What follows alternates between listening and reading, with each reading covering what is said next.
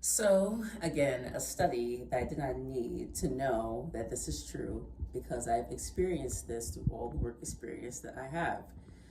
This study from Harvard explains that hiring one toxic person, no matter how productive they are, is really bad for the company. Now, I'm sure you all heard this, oh, they won't fire the person because, they're great at what they do. I've even said this before in the past, like old videos, but as I started working, I started realizing things. I was like, is this really productive? It's not productive.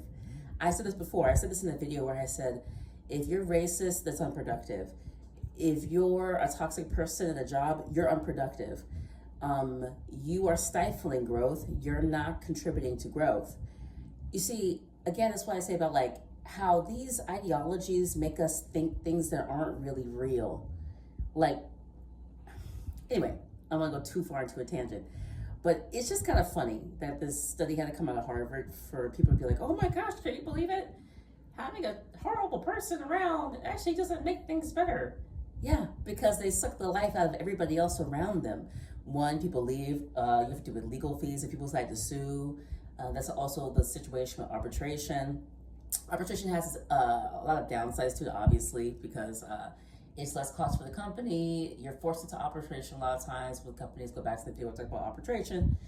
But anyway, so arbitration is not always a good thing. But the point is that if you're dealing with a lot of turnover, that's a bunch of costs you have to do. Now think of it in this aspect. There are jobs where there is a lot of training that's an expense, background checks, when you're interacting with people, there's a lot of those jobs where you have to do multiple tests and things like that. And imagine you have a toxic person who's high producing, but takes the energy out of everybody else in the group. And if you have a high turnover, then you're wasting money, money's going out the door.